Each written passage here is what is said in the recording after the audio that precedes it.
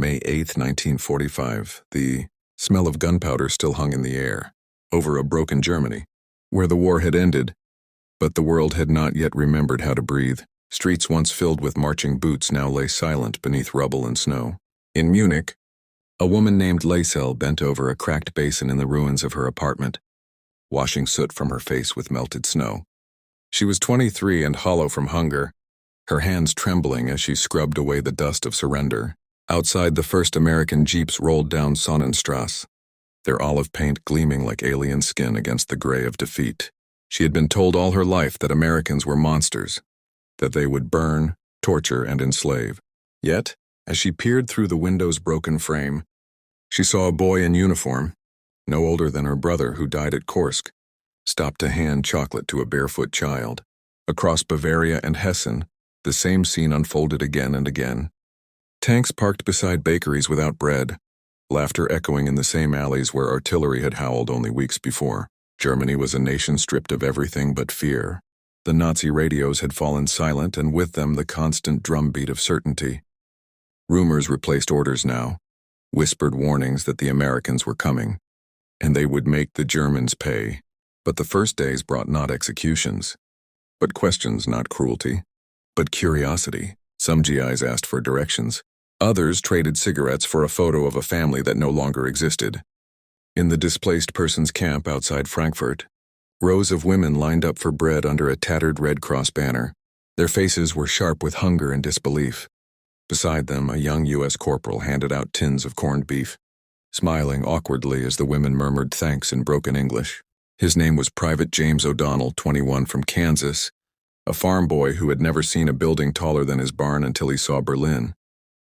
He looked into the faces of the defeated and saw not enemies, but echoes of his own sisters back home. Laisel was among those who came forward that day, clutching her ration ticket like a confession. She avoided his eyes, but when he spoke soft, slow, and without command, something in her steadied. The air carried a strange quiet that spring.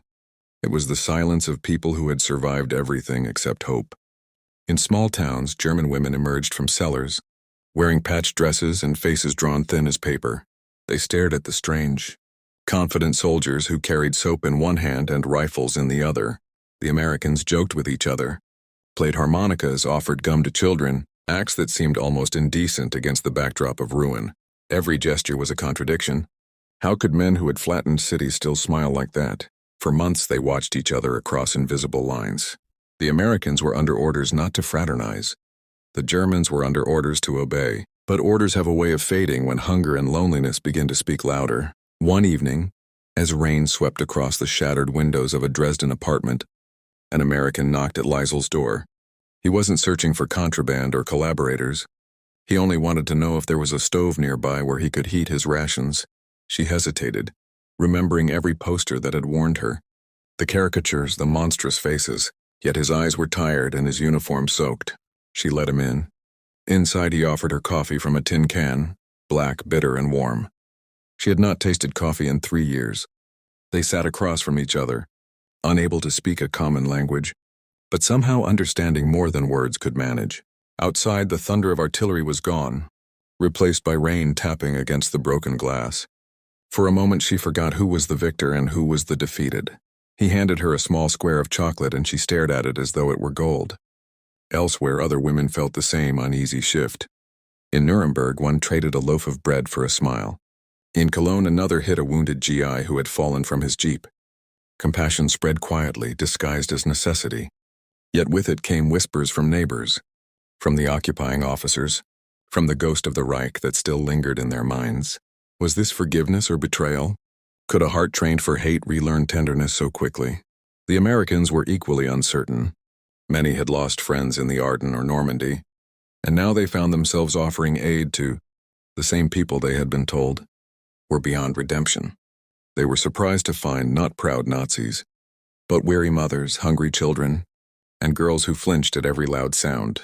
The enemy, it seemed, was human after all. Letters home began to change in tone. Less about victory, more about pity. "They look like us," one GI wrote to his mother. "They just lost too much." By late summer, the rubble began to bloom with flowers. Civilians rebuilt markets among the ruins, and laughter began to return in fragments. The Americans, still forbidden to socialize, found reasons to linger near the towns. They repaired roofs, handed out canned peaches, taught children to throw baseballs. Liesel worked at a small field kitchen, stirring watery soup for both German civilians and the Allied men who patrolled nearby. James came there often, trading his army bread for stories he couldn't understand but wanted to hear. Their words were clumsy, but their eyes learned each other's grammar. She once asked through gestures why he wasn't angry, why he didn't hate her for what her country had done. He shrugged, then said slowly, "War's over." She didn't know the words, but she understood the tone. It was the first time she believed peace might mean something more than surrender.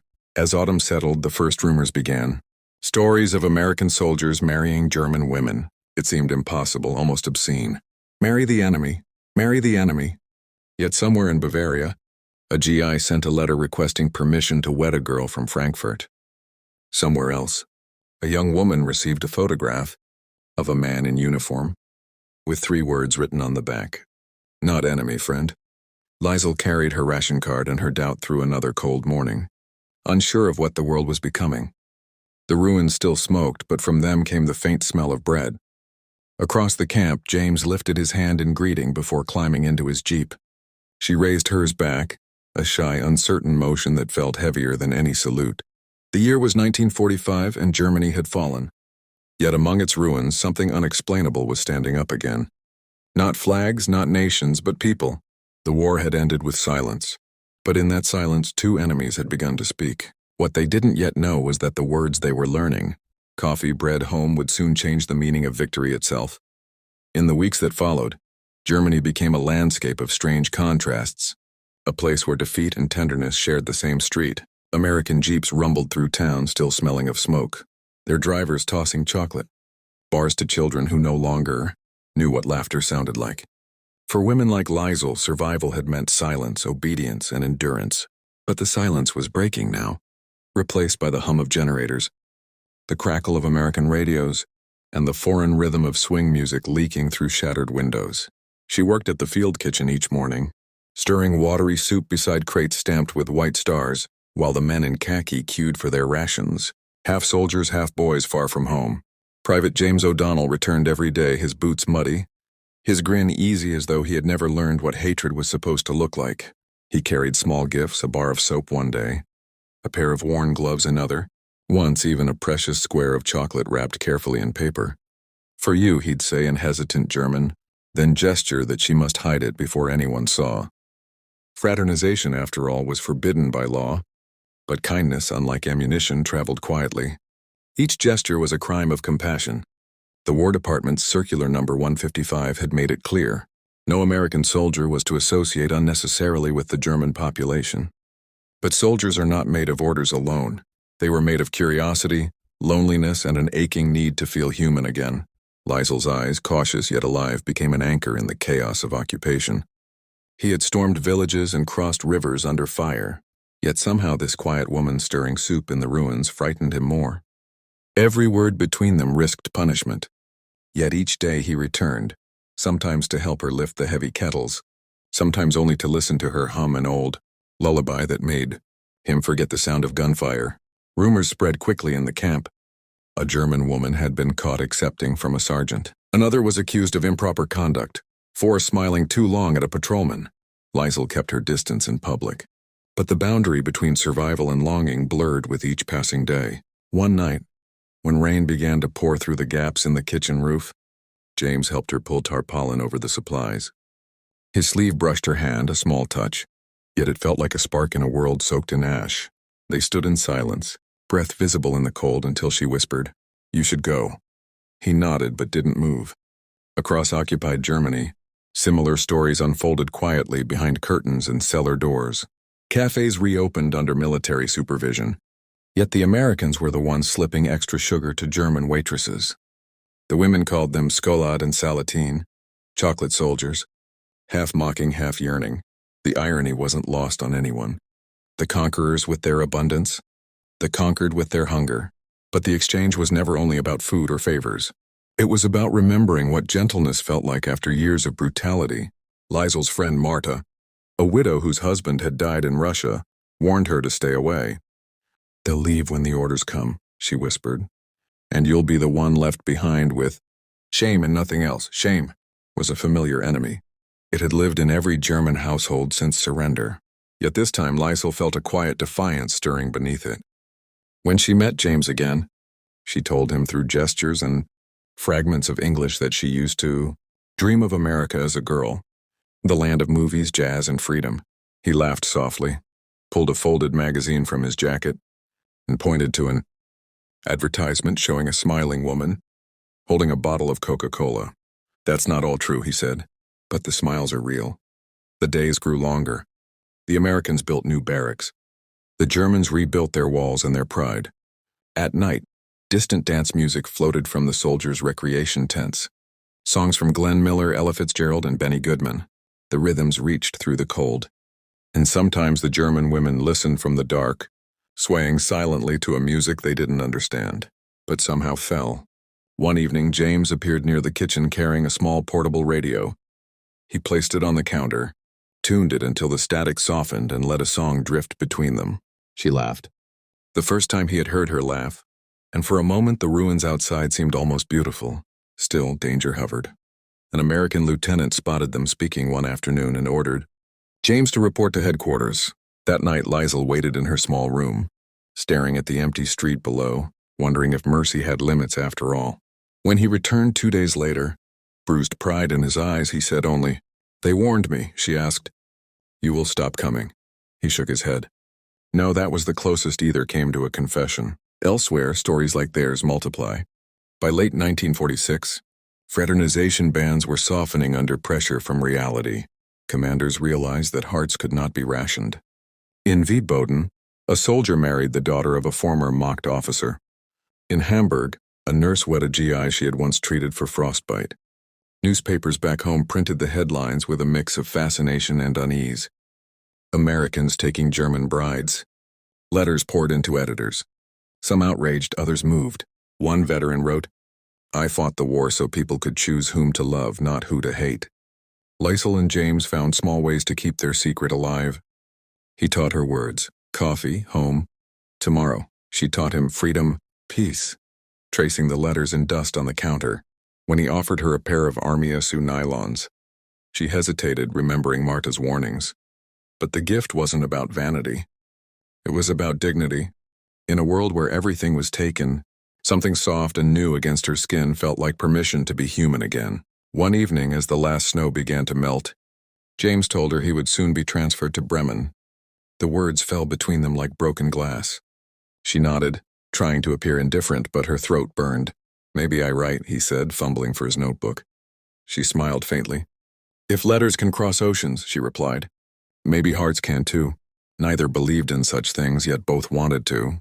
The night before his departure, he came to the kitchen one last time. The fires had gone out and the room smelled of rain and ash. He handed her a paper-wrapped parcel. Inside was a photograph of him standing in front of a Kansas farmhouse. Snow up to his knees, his dog beside him. On the back he had written, "For when you forget that kindness exists." She looked at it for a long moment, then reached into her apron pocket and offered him a single pressed flower, the only thing she had kept since before the war. Their fingers touched as he took it, and neither spoke. At dawn, his convoy rolled out of the camp. She stood by the window, the photograph clutched to her chest as the trucks vanished into mist. Around her, Germany stirred awake again, its people carrying buckets of water, bread, and memory. The war was over, yet its aftershocks still trembled through every human connection. Somewhere on the road ahead, James looked back once, though there was nothing left to see. The first rumors of war brides began that same spring. Whispers of women boarding ships, of vows exchanged under foreign flags. For Lysel, it was only a story, a dream too fragile to name. Yet deep down she knew that love, once awakened, had a will of its own. The Americans had come as conquerors. Now, without meaning to, they had begun something far more dangerous, the rebuilding of hearts. By 1946, the war had been over for a year, yet the world was still learning what peace meant. The ruins of Germany no longer smoked, but they still whispered. In that fragile, quiet, letters began to travel across the Atlantic. Brown envelopes with foreign stamps and words that smelled faintly of coffee and hope. Some were written by American soldiers who couldn't forget the women they'd met among the rubble. Others by German women who dared to believe that kindness had been real. Liesel wrote hers carefully, each word a risk. "The air is cold here again," she began, "but your photograph makes the winter smaller." Weeks later, the postman handed her a reply, and for a moment she felt the impossible. The war's distance shrinking into something human. James's letter was simple. He wrote that he had been stationed in Bremen, working with a transport unit, and that he thought often of her hands covered in flour at the field kitchen, of her voice humming while she stirred. "If there's a God in all this," he wrote, "he must have meant for us to meet." It was the kind of sentence that would have been mocked in peacetime, but after 6 years of horror, sincerity had become its own rebellion. They exchanged letters through the Army's postal service, their words slipping past censors who never cared for stories of tenderness. Rumors spread that the United States might allow soldiers to marry foreign women. The news felt absurd, like another miracle made of paper. Still, in December 1945, Congress passed the War Brides Act, allowing American servicemen to bring their foreign wives home. It was amended soon after to include German and Japanese women, the former enemies now astonishingly potential wives. In the newspapers, it was a bureaucratic footnote. In the camps and towns of occupied Germany, it was the sound of hearts unlocking. For Liesel, it began with a question written in trembling ink. "Would you come to America?" She read it under a dim lamp. The world outside wrapped in snow. To leave meant safety, but also exile.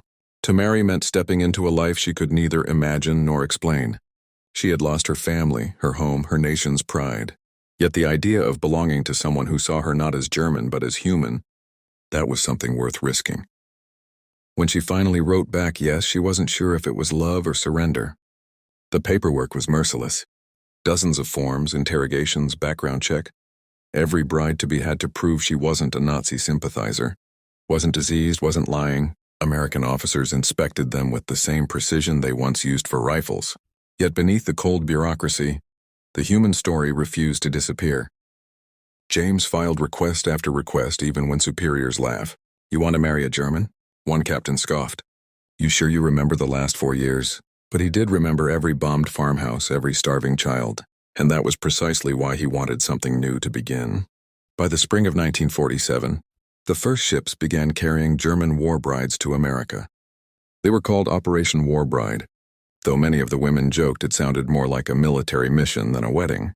Liesel boarded one in Bremerhaven, clutching a single suitcase and James's photograph. Around her, hundreds of women whispered prayers or cried softly, their voices mingling with the sound of the ocean. Some carried babies fathered by soldiers already waiting on the other side. Others carried nothing but faith in the men who had once occupied their towns. When the ship finally left port, they watched the German coastline fade, a land of ghosts disappearing beneath the mist. Days at sea blurred together. The women shared stories in broken English and laughter that felt too loud for a ship carrying so many secrets. Liesel befriended a young woman named Hilda who had married a mechanic from Ohio. Hilda said she'd heard that in America, even poor people had refrigerators, and that milk came in glass bottles, delivered to your door. "They say there's no rubble there," she whispered one night. Can you imagine? Liesel couldn't. She dreamt of Kansas instead, of endless wheat field. Imagine? Liesel couldn't. She dreamt of Kansas instead, of endless wheat fields and quiet mornings free of air raid sirens. When the ship neared New York Harbor, the air changed, clean, electric, full of promise. The women crowded the deck as the Statue of Liberty came into view, her torch shimmering through morning fog. For many, it was their first sight of America. For some, it was their first sight of freedom. Liesel gripped the railing and wept quietly. She had expected to feel shame or fear. Instead, she felt disbelief. On the docks below, soldiers waited in pressed uniforms, holding flowers instead of rifles. Some were nervous, others grinning like schoolboys. James stood among them, scanning every face as women disembarked. When he finally saw Liesel, pale from the voyage, her coat buttoned to her throat, he froze. The noise of the port faded until there was only her, walking down the ramp with trembling hands. He stepped forward, unsure of the right gesture, then simply held out his arm. She slipped hers through it. No words were needed. That afternoon they were married in a small military chapel near the harbor, surrounded by a handful of other couples who had made the same improbable journey. The chaplain, weary from officiating a dozen weddings that week, smiled faintly as he said the vows. "You may kiss the bride," he added almost as an afterthought.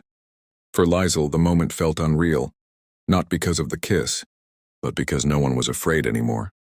Their first home was a rented room above a bakery in Brooklyn. The city overwhelmed her, neon signs, subways roaring underground, shop windows filled with barely comprehend. The first time she saw a washing machine, she cried, not from joy, but from exhaustion at the idea that even laundry could be easy here. Neighbors were curious but polite. Some whispered behind curtains. Others brought casseroles. The war was fresh in everyone's memory, yet mercy proved contagious. Letters from Germany told her that not all stories ended so kindly. Some brides were rejected by families who could not forgive. Others faced suspicion from both sides, traitors to one country, reminders of guilt to another. But for every tragedy, there were 100 small miracles. Children born with English, lullabies and German middle names, Christmas trees lit in homes that once feared blackouts. America had absorbed its former enemies, not with punishment but with peanut butter and promise. One evening, as she baked bread in their tiny kitchen, James came home early, carrying a letter from a friend still stationed overseas. "They're calling you girls war brides now," he said, smiling. She laughed softly. "It sounds like we fought a war to marry." He looked at her, then nodded. "Maybe you did." Later, as they stood on the balcony watching snow fall over the rooftops, Liesl whispered, "Do they still hate us?" He thought for a long moment before answering. "No," he said. "They're just surprised it turned out this way." She leaned her head against his shoulder, thinking of the ruins she'd left behind, of the faces that would never understand. In that moment, she realized that the greatest shock of all wasn't survival, it was forgiveness. The same nation that had once dropped bombs over her home had opened its doors to her. History had demanded vengeance, but love had chosen differently. The ships had carried more than brides. They had carried proof that mercy could travel farther than hate. And yet, even as she slept that night, a faint unease lingered, a whisper of belonging and exile woven together. Tomorrow she would wake in America, where the streets were whole and the people smiled easily, but a part of her would always stand at that harbor, halfway between the rubble and the dream, waiting to see if kindness could last longer than memory. By 1950, America had moved on from the war, but the war had not moved on from those who lived through it. The men who had fought returned to their farms and factories. The women who had survived its ruins tried to forget the sound of bombs by learning new words, new recipes, new dreams. In neighborhoods across the Midwest, behind white and new Chevrolets, a quiet miracle was taking place, German accents mingling with American laughter. The newspapers no longer called them enemy wives. They were simply mothers, neighbors, citizens, yet in kitchens like Liesl's, beneath the calm of ordinary life, the past still flickered like an ember that refused to die out. Their Brooklyn apartment had given way to a small house in Kansas near Kew, James's family farm.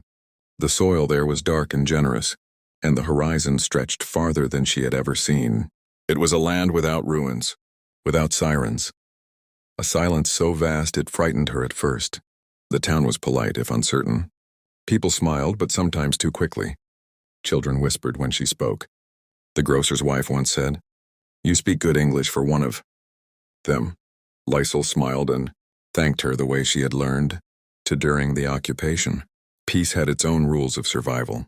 James worked long days hauling grain. In the evenings, they sat on the porch watching fireflies drift over the wheat. Sometimes he spoke of the war, but mostly he didn't. The nightmares had faded, replaced by the small noises of domestic life. Her humming in the kitchen, the creak of the rocking chair, the cries of their newborn daughter, Emma. When the baby came, the town's curiosity softened. Gifts arrived, blankets, casseroles, a tiny Bible. Forgiveness, it seemed, could wear an apron. Still, not all doors opened. When the local church organized a veterans' supper, one old man refused to shake her hand. "My brother died over there," he said, eyes clouded with pain. She wanted to tell him she had lost her brother, too. That loss had no language, no flag, but the words stuck in her throat. Later, James found her crying in the kitchen. "He doesn't know you," he said gently. She nodded. "No," she whispered. "But he knows enough." Over time, the rhythm of American life carried her along. She learned to bake pies instead of strudel, to say howdy instead of hello.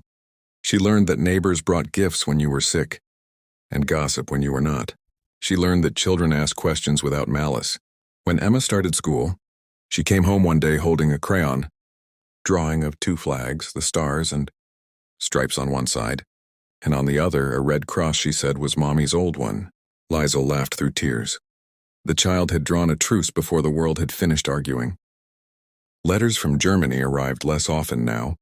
Marta wrote once describing how her town was rebuilding under American aid. "They say the soldiers give candy to the children," she wrote. "It feels like the end of the world was just the beginning." Liesl read the letter aloud to James, who smiled faintly. "Guess we both got lucky," he said. "You got candy. I got you." In 1952, she stood before a federal clerk and swore allegiance to the United States. Her voice trembled as she renounced the land of her birth. Yet when she finished, she felt something she hadn't in years: belonging. Outside the courthouse, James held her hand. "You're one of us now," he said. She looked at him and replied softly, "I always was." That night they celebrated with a dinner of roast chicken and apple pie, but she added a small dish of boiled potatoes and parsley, a taste of home smuggled quietly into her new life. Historians would later write that more than 14,000 German war brides became American citizens in those years. To the world, it was a statistic. To the women themselves, it was an act of resurrection. They built lives from contradictions, blending the nation that lost with the one that won, teaching their children that identity could be softer than politics, kinder than memory. Liesl's house filled with small symbols of that blending. A cuckoo clock ticked above a portrait of James in uniform. A Christmas tree decorated with paper. Stars stood beside a nativity, carved from German wood. When neighbors asked where she was from, she would answer simply, "From before." It was the only place that felt safe to claim. The years passed quietly. Emma grew into a curious, freckled girl with her mother's eyes and her father's laugh. She asked questions that neither could answer easily. Was Grandpa a Nazi? Did you love Daddy when you were enemies? Liesl told her the truth in fragments, that people are sometimes swept into storms. They never started. And that love, when it comes, doesn't ask for permission. On summer nights when the air smelled of wheat and rain, James still called her the bravest woman I know. She would smile and say, "No, just the hungriest." They both knew what she meant, not hunger for food, but for mercy. But history is never finished. In 1955, a documentary film crew came through Kansas to interview veterans about the war's aftermath. When they asked James if they could film his family, he hesitated. "You sure?" she teased. "Afraid they'll find out you married the enemy?" He grinned. "I married the future." During the interview, the reporter asked Liesl what she thought of America now. She paused, choosing her words carefully. "It is strange," she said slowly. "I came here as the enemy, but everyone I meet teaches me that forgiveness is stronger than victory." The cameraman lowered his head, perhaps embarrassed by how quietly truth could sound. When the program aired months later, neighbors stopped her on the street. One old man who had once refused to shake her hand brought her a jar of honey. "My brother would have liked you," he said. That night Liesl cried again, but the tears were sweet this time. Decades later, she would look back and see the pattern. How mercy, like a seed, had taken root where war once burned. Across the country, the same story repeated, thousands of women like her planting gardens, baking bread, raising children who never learned to hate. He nodded. The best kind, the kind we never deserved. The wind carried the scent of earth and apples, and somewhere in the distance a church bell rang, not for victory or surrender, but for evening. As the sound faded, Liesl whispered a prayer not to forget the war, but to remember how it ended. For some, the peace came from treaties and borders. For others, it came from something smaller, a cup of coffee shared between strangers, a letter written across an ocean, a child born to two former enemies who learned to call the same country home. The war had taught the world how to destroy, but love, quiet, stubborn, unmilitary love, had taught it how to rebuild.